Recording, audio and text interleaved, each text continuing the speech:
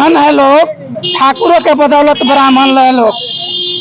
ठाकुर देश का जो रियासतें का दान दिया, ब्राह्मणों को सम्मान किया, अब ठाकुर को जो वैसे करते हैं तो हमको तो नहीं लगता है कि झा ब्राह्मण जी, झा जी लोग हैं, आइए अपमान ठाकुर को करेंगे तो हम लोग बर्दाश्त नहीं करेंगे। हिंदुस्तान से ही लोग बाहर होने की काम करेंगे।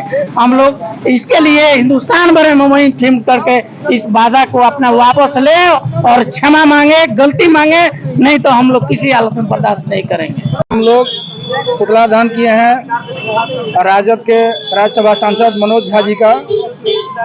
मनोज झा जी ने महिला बिल के दरमियान उन्होंने ठाकुरों के लिए कविता पढ़ी थी कि हल किसी और का, मुट्ठी किसी और का, कुआं किसी और का।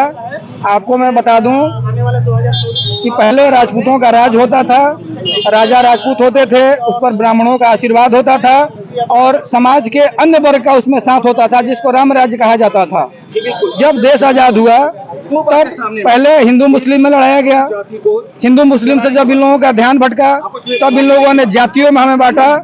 जब हम सवर्ण अब इकट्ठा हो गए तो राजद जैसे ओछी मानसिकता वाली जो पार्टियां हैं अब हमें सवर्णों को भी आपस में लड़वाने पे तुली हुई हैं।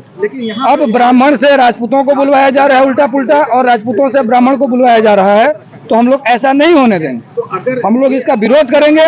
मनोज झा जी जो हैं वो ब्राह्मणों के नेता नहीं है और आनंद मोहन जी जो हैं वो राजपूतों के नेता नहीं है। तो कहीं ये बिल्कुल राजद की साजिश है और इस साजिश को हम लोग कामयाब नहीं होने देंगे। हम लोग राष्ट्रवादी जनलोक पार्टी सत्य के झंडे तले काम कर रहे हैं और सवर्ण समाज के हित के लिए ही जो झंडा है राजपा सत्य, इसके साथ हम लोग काम करेंगे और अन्य समाज की जो मानसिकता है हमें कमजोर करने की, उसको हम लोग विफल करेंगे।